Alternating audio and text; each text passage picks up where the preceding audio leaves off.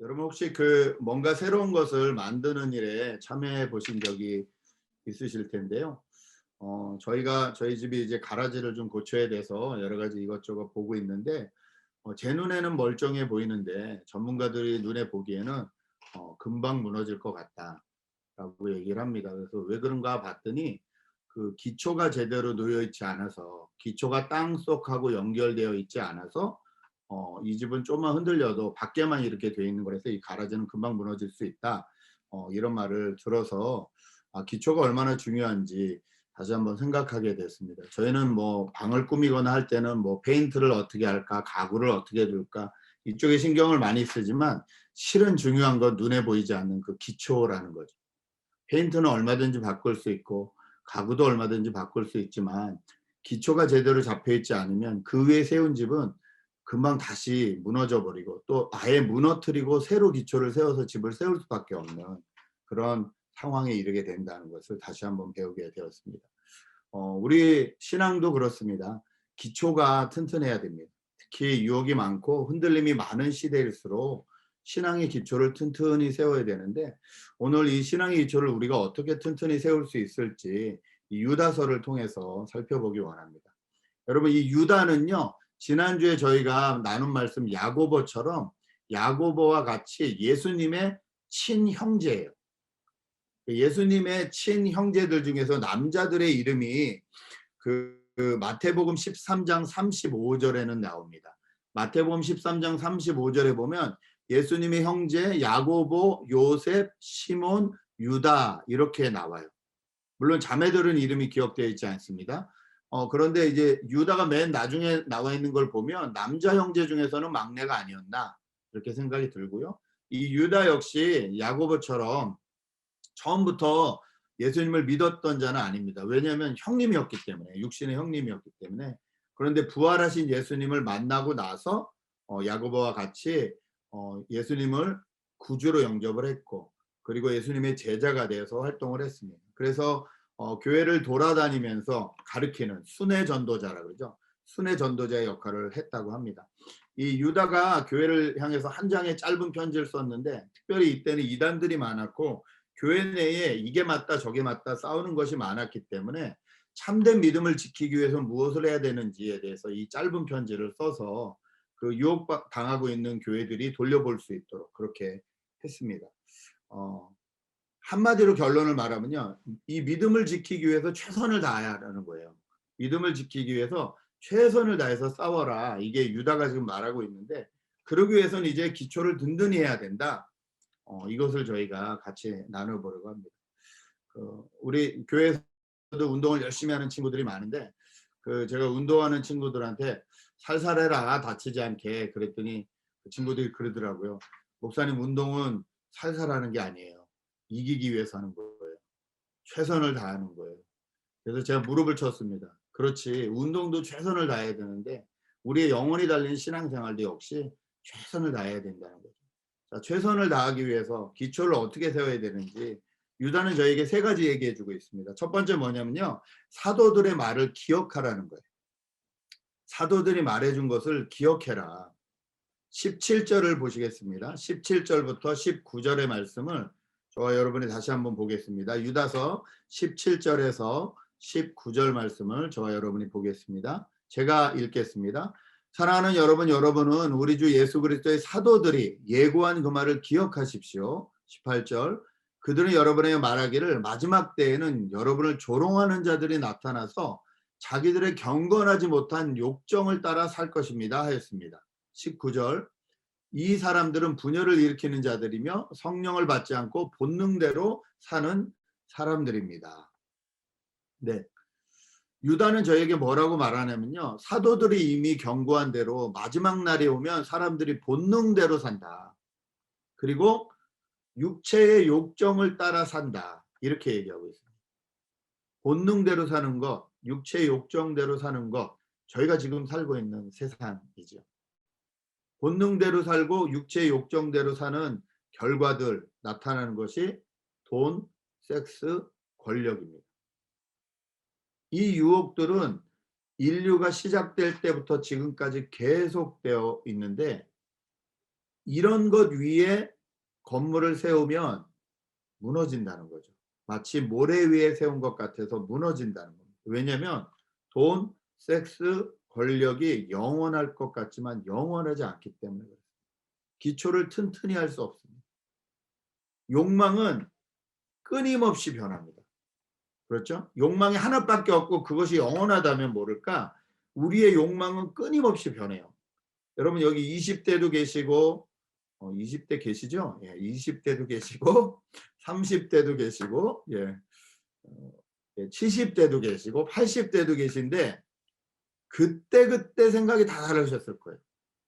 20대에 필요한 것, 30대에 필요한 것, 70대에 필요하신 게 전혀 다를 거예요. 그렇죠? 그런데 그 변하는 것들에 우리가 중심을 두고 따라가면 우리는 큰일 난다는 거죠. 뿐만 아니라 본능에 따라가면 큰일 난다는 거죠. 많은 젊은이들이 제가 지금도 그 매직 카운셀링을 하는데 많은 젊은이들이 아이덴티티를 어디서 찾냐면 자기 안에서 찾아요. 아니 결혼 생활은 내가 행복해야 되는 거 아니에요? 내가 행복하기 위해서 결혼하는 거 아니에요? 그 내가 안에서 내가 불행하다 생각하고 내가 싫다고 생각하면 그거는 잘못된 것 아니에요? 그게 내 아이덴티티 아니에요? 라고 말하는데 그 친구들이 잊어먹고 있는 게 있어요.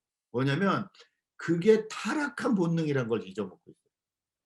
아담 이후로 우리가 타락한 본능을 가지고 있다는 걸 잊어먹고 있어요. 그래서 내가 행복하고 내가 좋다고 생각하는 것이 마치 가장 좋은 것이고 그게 가장 나다운 것이냐 생각하는데 성경에 비춰보면 그것이 가장 나다운 게 아니라는 거죠. 그러므로 우리가 본능에 충실해서 살아가면 큰일 난다는 겁니다. 저희는 본능을 따라가는 사람들이 아니에요. 하나님의 말씀을 따라가고 하나님이 우리를 뭐라고 하시는지를 따라가는 거예요. 그래서 우리가 기초를 세우기 전에 먼저 이 세상의 기초를 사람들이 어디에 세우고 있는지를 잘 알아야 된다는 거예요. 본능 따라가면 안 되고 욕망 따라가면 안 된다. 이걸 참 아이들에게는 저희가 말을 잘해줍니다. 네가 원하는 거 다 가질 수 없어. 그렇죠? 아이들이 본능대로 욕망대로 원하는 걸 그대로 다 주는 부모들은 별로 없어요. 훈련시키고 참을성도 갖게 하고 예, 절제하게도 하고 왜냐하면 그걸 통해서 이 어려움을 이기고 인내하는 것을 배우고 또 실력도 잘하고 인격도 잘한다는 것을 알기 때문에 아이들한테는 그렇게 적용을 하는데 실상 우리들한테는 잘 적용을 못하는 경우가 너무 많습니다. 그래서 이게 이기적이고 본능적인 내가 아닌 하나님의 자녀로 살고 있는 내가 무엇을 선택해야 되는지 어디에 기초에 내 집을 세워야 되는지를 계속 고민하고 살아가야 됩니다. 세상의 유혹이 그렇게 간단하지 않습니다. 예를 들어 볼까요? 미국의 EDD라는 좋은 제도가 있죠. 일을 구하고 일이 실직한 사람들이 그 다음 일을 구하기 위해서 그동안의 준비 기간으로서 최소한의 수입을 받으면서 준비하라고 그 다음 일을 찾으라고 그 EDD라는 좋은 보장 제도를 만들어 놨잖아요. 그런데 많은 사람들은 이 EDD에 요즘은 돈을 더 주니까 근데 실은 그 좀만 생각하면 그게 다 세금이고 그 세금을 내가 안 내면 내 자녀들이 그때 다 고생해서 내야 되는 건데 그 생각 없이 그냥 나는 놀겠다. 저희는 모르죠. 이 사람이 놀고 있는 건지 그 다음 일을 찾고 있는 건지 아무도 모릅니다. 유혹이 생기죠. 본능대로 따라갈까? 그런데 여러분 그때 생각해야 되는 것은 하나님은 아신다. 하나님은 아신다. 사도들은 분명히 말합니다. 마지막 때에 유혹대로 살라고 할 거다. 본능대로 살라고 할 거다. 그런 세상이란 걸 조심해라. 거기에 기초를 쌓으면 안 된다. 그거는 모래 위에 쌓는 것과 같다. 유다는 저희를 경고해주고 있습니다. 두 번째요. 그럼 어디에 쌓아야 되냐? 믿음과 기도로 기초를 쌓아야 된다. 이렇게 말하고 있습니다.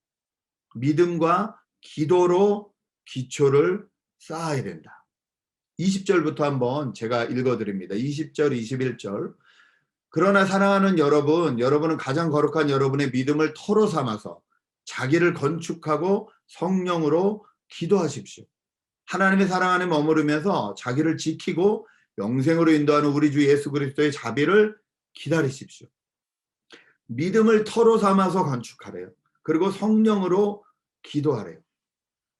여러분, 성도가 세워야 될 믿음의 기초, 믿음의 터는 뭐냐면요, 성경이 알려주시는 하나님을 믿는 겁니다. 성경이 말씀해 주시는 하나님을 믿는 거예요. 많은 사람들이 성경을 믿는다고 하는데 자기의 입맛대로 믿습니다. 근본주의자라는 분들이 계세요. 성경은 1.1획도 바뀌면 안 되는 거야. 그 말이 무슨 말인지는 알겠는데, 근데 그분들의 적용을 보면 조금 이상할 때가 있어요. 왜냐하면 1.1획도 그대로 변하면 안 된다라고 적용을 하시면서도 구약 성경에 가면 그렇게 적용을 안 하세요. 구약 성경을 그대로 진짜 문자대로 적용해야 된다면 저희는 주일마다 소잡고 양 잡아야 되거든요. 하나님 앞에 예배를 드리려면 그거는 그렇게 문자적으로 해석하지 않으세요. 그런데 어떤 이 지켜야 될 룰이나 이런 거는 엄청나게 뭐라 그러죠? 문자적으로 해석하시는 분들이 있어요. 예를 들어 뭐 여자는 교회에서 종용해라. 뭐 여자는 예배 드릴 때 머리에 수건을 써라.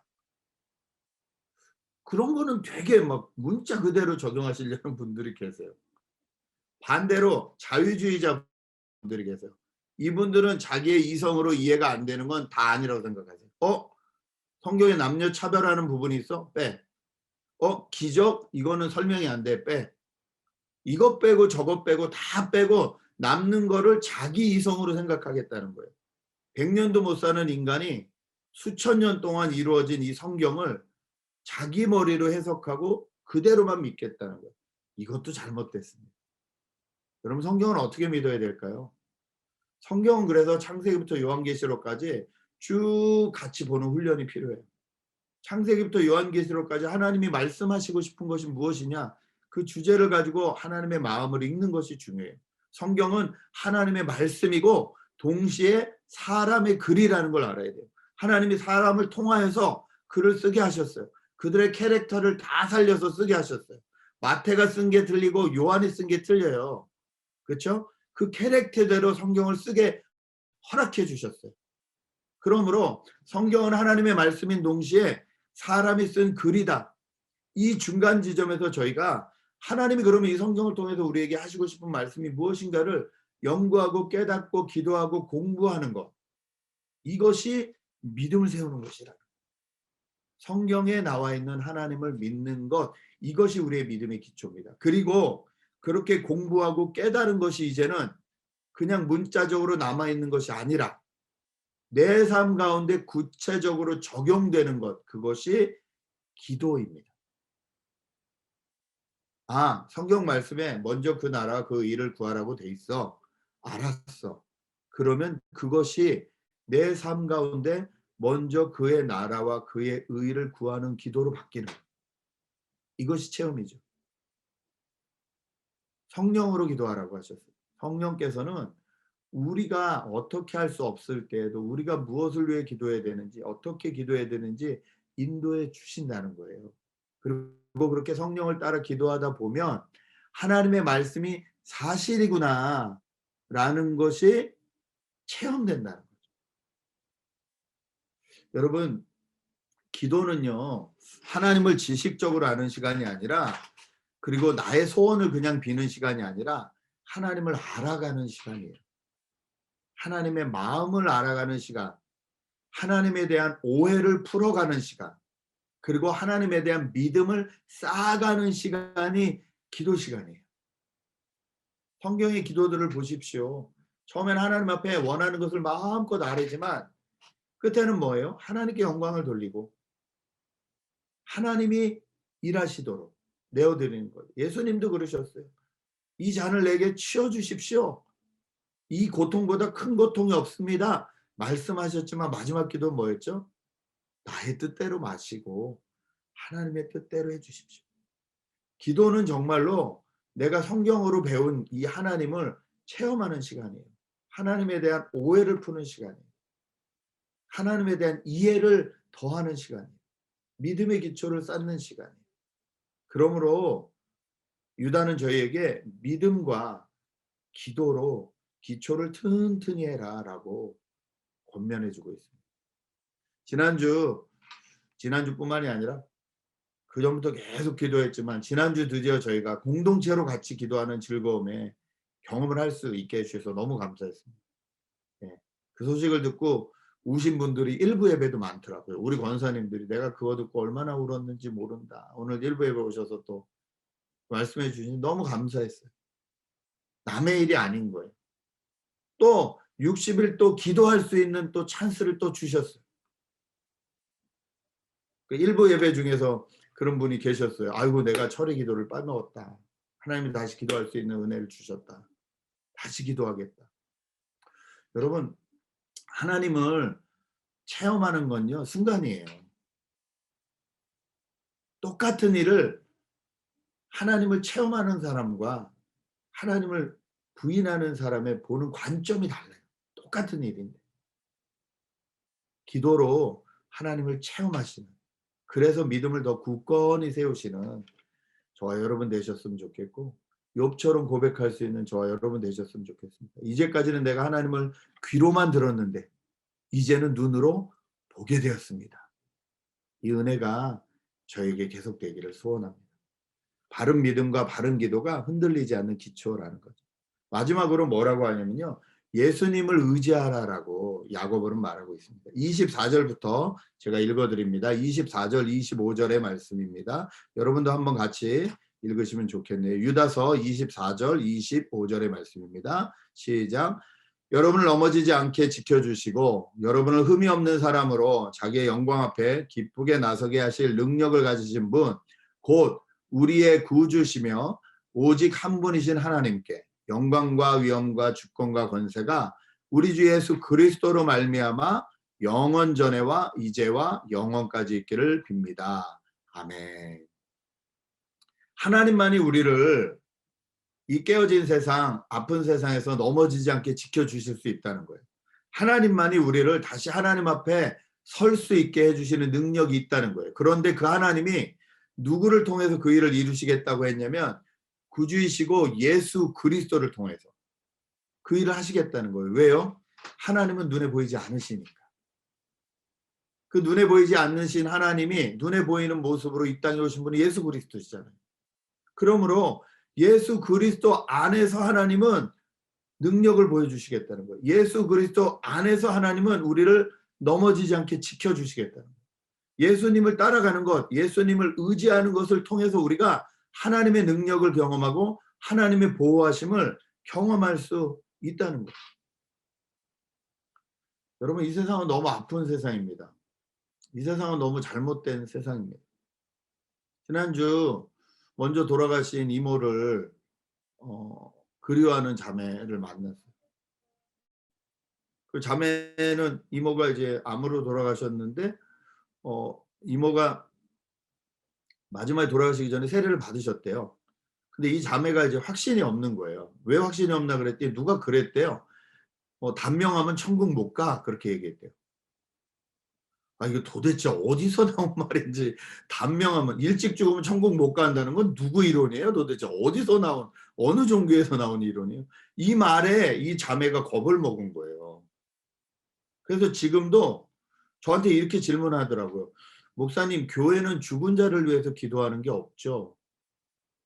천주교는 있다는 거예요. 가면 조상들이 연옥에 가 있는데 이 후손들이 기도하면 연옥에 가 있는 이 조상들이 천국으로 옮겨간다. 이거 옛날에 베드로 성당 만들 때 면죄부 팔 때 나왔던 이론이거든요. 이 이론이 아직도 많은 사람들을 존재하게 하는 거예요. 그래서 내가 그 시간에 거기 가서 기도하면 우리 이모가 혹시 천국으로 옮겨가지 않을까? 또 불교는 이걸 초나 연등으로 하죠.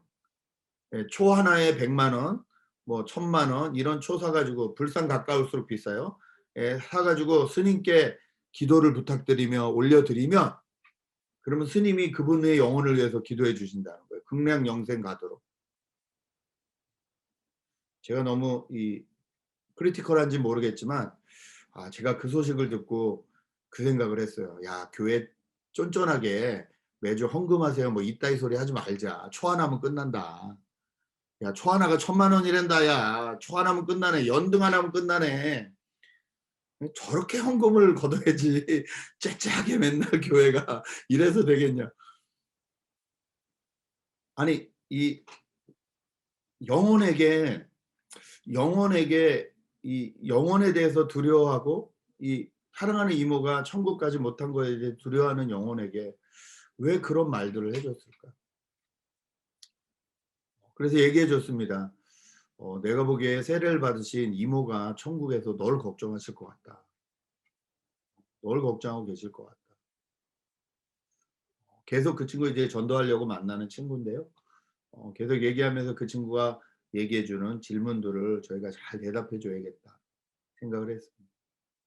또 너무 아픈 관계로 그 영혼을 끝까지 돌보지 못해서 슬퍼하는 영혼, 자기가 밥도 못 먹고 고통하는 영혼도 만났습니다. 저희가 살고 있는 이 세상은 이런 세상입니다. 왜 멀쩡하게 차를 타고 가던 6살짜리 아이가 고속도로에서 날라온 총에 맞아서 죽어야 되는지 저희는 아무도 알지 못합니다. 이런 상황에 저희가 살고 있다는 거예요. 유다는 이런 상황을 얘기해 주고 있어요. 그래서 22절부터 보면 의심하는 사람들을 동정하십시오. 또 어떤 불에 대해서는 그들을 불에서 끌어내 구원해 주십시오. 또 어떤 불의 사람들에 대해서는 그 사람들을 동정하고 두려운 마음으로 위로해 주지만 그 사람들이 지은 죄에 대해서는 이 옷까지도 미워하십시오. 이렇게 얘기하고, 세상이 참 어렵고 힘든 세상이라는 거예요. 그런데 문제는 뭐냐? 이런 세상에 사는 우리가 그들을 구원해낼 능력이 우리에게는 없다는 거예요. 그 자리에 같이 있을 수 있고 울어줄 수 있으나 그들을 구원해 줄 수는 없다는 거예요. 의심하는 자들의 의심을 우리가 다 해결해 줄 수 있는 능력이 없습니다. 불에서 끌어내기 위해서 우리의 시간과 물질과 마음을 다하지만 내 힘으로 안 된다는 거예요. 그럴 때 어떻게 해야 되냐는 거죠. 우리에게는 하나님의 능력이 필요하고 하나님의 돌보심이 필요하고 그 힘이 필요한데 그것이 어디 있냐는 거죠. 성경은 예수 그리스도 안에 있다라고 분명히 얘기하고 있다. 그분이 아픈 사람을 어떻게 동행해 주셨는지, 어떻게 치료해 주셨는지, 죄인들과 함께하면서 그들을 어떻게 사랑해 주셨는지, 한 영혼을 살리기 위해서 어떤 일을 하셨는지 성경에는 예수님이 하신 일에 대해서 나와 있으므로 그 예수님을 의지하고 따라가면 우리는 믿음의 기초를 계속 쌓아 나갈 수 있다는 거죠. 그래서 히브리서 4장 14절에서 16절은 이렇게 말합니다. 히브리서 4장 14절에서 16절의 말씀을 제가 읽어 드리겠습니다. 그러므로 우리에게 큰 대제사장이 계시니 승천하시니 곧 하나님의 아들 예수시라. 우리가 믿는 도리를 굳게 잡을지어다. 우리에게 있는 대제사장은 우리의 연약함을 동정하지 못하시리가 아니요 모든 일에 우리가 똑같이 시험을 받으시니로되 죄는 없으시니라. 그러므로 우리는 긍휼하심을 받고 때를 따라 돕는 은혜를 얻기 위하여 은혜의 보좌 앞에 담대히 나아갈 것이니라. 여러분, 예수님 앞에 나아갑시다. 예수님을 의지합시다. 그것이 우리가 믿음의 싸움을 할 수 있는 길이고 우리의 믿음의 기초를 계속해서 돌 하나 쌓듯이 하나하나 쌓아갈 수 있는 일이기 때문에 그렇습니다. 5월이 끝났습니다. 하나님의 은혜 가운데 5월이 끝나고 이제 6월을 맞이하게 되는데 이 6월에도 이 하나님의 은혜를 많이 누리시는 저와 여러분 되시길 주님의 이름으로 축복합니다. 아멘. 이 시간에 저희가 나눔방에서 나눔을 할 텐데요. 우리 기성 형제가 다 나눠줬을 것 같은데요. 우리 지금이 11시 19분이거든요. 그래서 오늘 30분 정도 같이 좀 나누고 20분이니까 50분이죠. 11시 50분에 모여서 마지막 찬양하고 또 마치도록 하겠습니다. 예. 즐거운 나눔 되십시오. 나눔방 가시겠습니다.